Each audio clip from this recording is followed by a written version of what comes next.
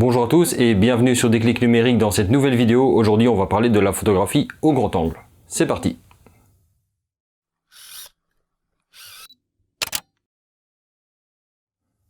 Alors quand on parle de grand angle, généralement on parle d'une focale relativement petite. Alors je dis bien relativement parce qu'il n'y a pas de valeur exacte, mais la plupart du temps quand on descend une focale en dessous de 35 mm, on considère que c'est du grand angle, et quand on va même au-delà de 24-20 mm, on parle d'ultra grand angle.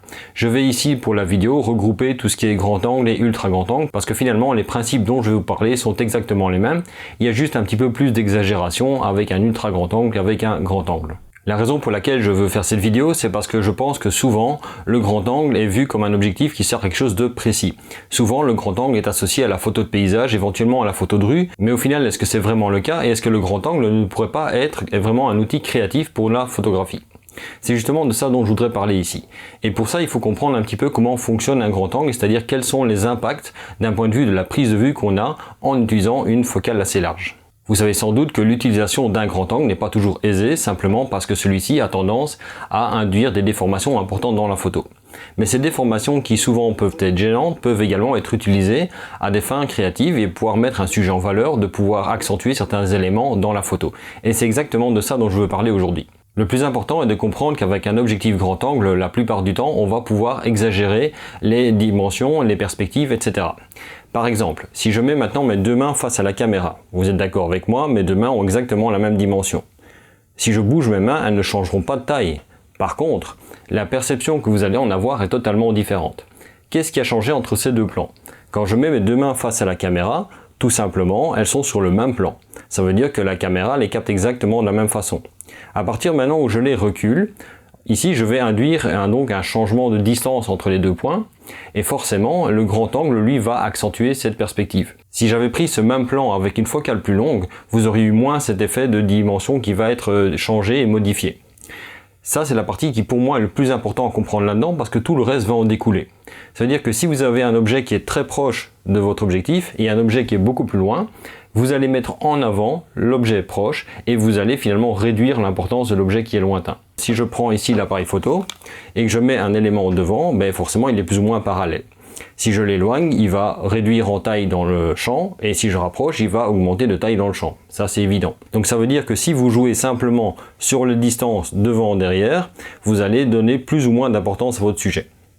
Et ça peut être très intéressant parce que ça va permettre à ce moment-là d'utiliser le grand angle de manière créative. Par exemple, vous pouvez décider à ce moment-là de prendre un sujet, de vous en approcher énormément pour qu'il prenne beaucoup de place dans le cadre, mais l'utilisation du grand angle va vous permettre à ce moment-là d'avoir éventuellement aussi de son environnement qui est pris avec, mais comme l'environnement sera forcément plus loin de l'appareil photo, il va prendre moins d'importance dans le cadre. Ça pour moi c'est vraiment la partie cruciale au niveau du grand angle. Maintenant, quand vous éloignez le sujet face à la caméra, c'est-à-dire en restant dans le même plan que la caméra, vous allez juste induire un changement de taille de l'élément dans la photo. Par contre, si vous commencez à incliner votre caméra, là vous allez induire d'autres effets dedans. Par exemple, si ici ma caméra, je l'incline. Vous remarquez que dans ce cas-là, les distances vont être différentes également entre le bas et le haut de ma main. Pourquoi? Simplement parce que le plan de mon capteur et donc de l'objectif est incliné par rapport à ma main. Ici, j'aurai une plus grande distance entre le dessus de ma main et le capteur et le bas de ma main et le capteur. Ça veut dire que je vais réduire la taille à ce moment-là du haut de ma main par rapport au bas de ma main.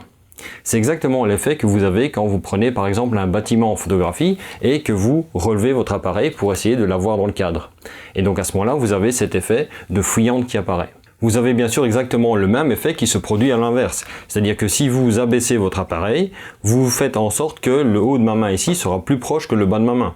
Et donc forcément, le haut de ma main apparaîtra plus grand dans la photo que le bas de ma main. Et donc si vous prenez par exemple la photo de vos pieds au grand angle, vous allez remarquer que vous allez avoir dans le cadre vos jambes. Le haut de vos jambes sera beaucoup plus large que le bas de vos jambes et donc vos pieds qui paraîtront minuscules dans la photographie. Cet effet est également valable quand vous bougez votre appareil horizontalement. Donc si je vais l'incliner vers la gauche ou vers la droite, je vais avoir exactement le même effet qui va se produire. Si je prends ma main ici et que je mets mon appareil qui est face à ma main, à partir du moment où je tourne mon appareil, je vais avoir le côté ici de ma main qui sera plus proche que la fin de ma main. Ça veut dire que le début de ma main paraîtra plus grand dans le cadre que la fin de ma main. Et inversement, si je tourne mon appareil dans l'autre sens, je vais avoir un côté de ma main qui sera plus grand que l'autre côté de ma main. Vous pouvez utiliser ces éléments-là pour être très créatif. Moi, j'adore utiliser ce type de plan simplement pour accentuer des perspectives. À partir du moment où vous avez ces éléments en tête, vous pouvez les utiliser pour être plus créatif dans vos photos. Par exemple, ici pour la photo, c'est une photo qui est prise assez droite dans le cadre, c'est-à-dire que j'ai essayé d'être le plus droit possible, avec vraiment le centre qui est au centre de la photo. Et donc vous avez ce grand angle dans ce cas-là, qui va exagérer les perspectives, puisque le premier plan est forcément proche de la caméra, l'arrière-plan est relativement loin, et l'utilisation ici d'un grand angle m'a permis de vraiment exagérer les perspectives et de donner ce côté fouillant à la photo. Maintenant, je prends une autre photo, je peux vous montrer qu'à ce moment-là, en tournant légèrement l'appareil vers la droite, je vais donc avoir dans le cadre une partie de la photo qui va être beaucoup plus grande et vers la droite les fouillantes. Pourquoi? Parce que j'ai tourné mon appareil vers la droite, ça veut dire que j'ai en quelque sorte déplacé le point de fuite des lignes directrices dans ma photo. Je peux faire ça très bien horizontalement, je peux le faire verticalement, mais je peux également combiner les deux. Donc par exemple, dans la photo que je vous montre ici, qui était prise dans une ancienne tour de refroidissement d'une centrale électrique, on peut prendre une photo relativement droite, où à ce moment-là, on aura simplement des cercles concentriques, ou alors en l'ultra grand angle, comme c'est là, cette photo est prise à 14 mm.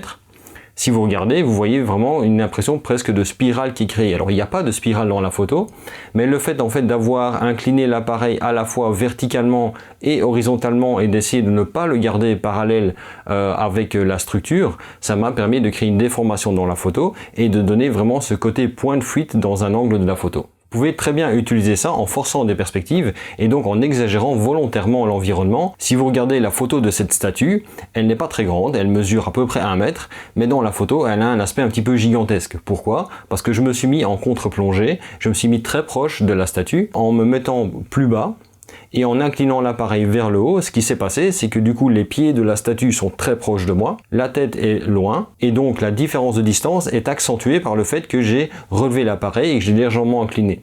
Et donc comme on allonge énormément la statue, ça lui donne beaucoup plus d'importance dans la photo. Alors à quel type de photo le grand angle est adapté? En fait, il n'y a pas vraiment de règle à ça. Je pense qu'il y a moyen de faire de la photo de n'importe quel genre à l'ultra grand angle ou au grand angle. Tout dépend du type de photo que vous voulez faire et de l'impact que vous voulez donner. Moi, ce que j'aime beaucoup dans la photo au grand angle, c'est qu'on va pouvoir impliquer le spectateur dans la photographie. Prenez par exemple cette photo-ci que j'ai prise, c'est la photo de rue, presque un portrait d'ailleurs. Cette photo, je l'ai prise à 14 mm et là, je suis quasiment collé à la personne. C'est-à-dire que j'ai moins d'1 mètre entre la personne et moi. Je crois que je devais être à 50, 60 cm, quelque chose comme ça. Alors ça déforme clairement, vous voyez que les bords sont étirés, surtout à 14 mm. C'est pas le principe de photo que l'on peut faire pour un portrait de beauté par exemple, forcément ce n'est pas adapté, mais pour une photo où il se passe quelque chose dedans, où on a cette personne qui est en train de dessiner, on va vraiment avoir un impact parce qu'on a vraiment l'impression d'être pris dedans. Moi ce que j'aime beaucoup, c'est que avec l'utilisation d'un grand angle, si on veut mettre un sujet en valeur, on est obligé de s'en rapprocher, on exagère un petit peu les perspectives et ça donne un côté assez impliqué à la photo, c'est-à-dire qu'on a vraiment l'impression d'y être et on a vraiment l'impression d'être juste à côté de la personne. Alors si je vous parle de photo de portrait, généralement vous allez me dire qu'une focale classique, ça va être du 50 mm, du 85 mm, du 35 éventuellement si on prend des plans larges. Mais est-ce que c'est vraiment obligatoire? Est-ce qu'on ne pourrait pas prendre un portrait avec une focale plus large? Ben voici un portrait que j'ai réalisé il y a quelques mois. Ce portrait est pris à 24 mm. Et donc ce portrait, je l'ai pris de très près. Je me trouvais peut-être à 1 mètre, un petit peu moins d'1 mètre de la personne qui était donc accoudée sur sa moto. Et vous voyez que ce portrait, qui pour moi est très réussi, donne vraiment un impact. C'est-à-dire qu'on a vraiment l'impression d'être en train d'avoir une conversation avec la personne. Il y a quelque chose qui nous implique dans la photo. Ok, il y a des déformations, mais ces déformations, au final, elles servent à la photo. Je trouve que c'est ce qui donne vraiment l'impression d'être impliqué dedans et d'avoir un vrai contact avec la personne. On peut très bien prendre des portraits à 24 mm. Ici, je trouvais que ça vraiment donnait une bonne ambiance, ça donnait vraiment ce côté relation avec la personne qui était photographiée. Alors ceci dit, j'ai pas pris cette photo n'importe comment non plus. Si vous remarquez, je suis très droit par rapport au guidon de la moto que vous voyez dans le bas. Ça évite d'avoir des déformations de perspective sur les côtés. Si j'avais ne fût-ce qu'un tout petit peu incliné, on aurait vu à ce moment-là le visage de la personne qui se serait étiré et ça aurait été vraiment dégueulasse. Donc ce que j'ai fait ici, c'est me mettre bien droit face au visage de la personne. La partie principale du visage est quand même globalement dans le centre de l'image et donc c'est la partie qui souffre le moins de déformation. mais par contre tout le reste, tout ce qui s'écarte du visage, s'approche des bords et donc paraît donc beaucoup plus éloigné. Et c'est vraiment ce qui donne cette impression de proximité. Autre chose qui marche particulièrement bien avec la photo au grand angle à mon sens, c'est de se mettre au ras du sol. Alors vous avez deux manières de faire, c'est soit vous vous mettez au ras du sol et vous essayez d'avoir à ce moment-là l'horizon qui est droit, c'est-à-dire d'avoir votre appareil dont le capteur est vraiment vertical.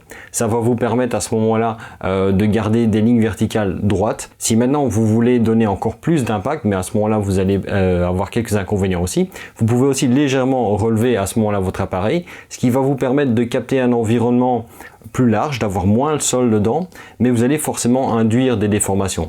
Alors ces déformations, elles peuvent être totalement assumées, et je pense que comme toujours dans ce cas-là, il vaut mieux y aller franchement, c'est-à-dire franchement relever votre appareil pour que ces déformations soient claires et nettes et qu'elles ne soient pas juste accidentelles. Si vous relevez légèrement votre appareil, vous allez avoir une légère déformation et on va simplement avoir l'impression que ça n'a pas été fait exprès. Tandis que si vous y allez franchement, les déformations sont présentes, mais on comprend que c'est fait volontairement. La photo ici vous montre simplement une personne qui est en train de marcher. Alors clairement, la personne est déformée, le tout est déformé dans la photo. Il y a vraiment cet étirement de la gauche vers la droite et en profondeur. Mais moi, je trouve que ça donne beaucoup de dynamique à la photo. Mais non, c'est pas parce que vous travaillez au grand angle que vous devez absolument avoir des déformations. Il y a moyen d'obtenir vraiment des lignes bien droites. Sur cette photo, vous voyez que là, j'ai essayé d'avoir vraiment les lignes verticales qui sont droites parce qu'elles font partie de la photo. Donc ici, simplement, je me suis assuré que mon appareil était complètement de niveau avec l'horizon. Et donc à ce moment-là, ça veut dire que les verticales qui font face à l'appareil, elles sont parfaitement verticales. Au début, quand j'ai commencé à faire de la photo au grand angle, je pense que je faisais une erreur assez courante, c'était simplement d'essayer de capturer le plus possible de l'environnement, et au final, on en ressort avec des photos où il n'y a rien à regarder dedans. Alors que parfois, il vaudrait peut-être mieux employer une focale plus longue pour aller sélectionner un élément, ou alors changer de point de vue pour jouer justement avec les particularités du grand angle, d'essayer d'aller mettre un élément en évidence et de pouvoir donc le mettre dans son environnement, et justement, dans ce cas-là, de créer une photo qui sort un petit peu de l'ordinaire. Voilà donc pour ma vision de la photographie au grand angle et la manière dont moi j'utilise ce type de focale pour faire des photos. J'espère que ça vous aura plu, j'espère qu'éventuellement tout était clair. Si vous avez des questions, n'hésitez pas à les poser dans les commentaires, ils sont là pour ça. Quoi qu'il en soit, si cette vidéo vous a plu, comme d'habitude, likez-la, commentez-la, partagez-la. N'oubliez pas de vous abonner à la page Facebook de Déclic Numérique, il y a le groupe Facebook Déclic Numérique, il y a le compte Twitter de Déclic Numérique et mon compte Instagram. Vous retrouvez les liens de tout ça à la fois dans la description de la vidéo, mais aussi dans la bannière de la chaîne. Et sinon, moi je vous dis à la semaine prochaine pour une nouvelle vidéo sur Déclic Numérique.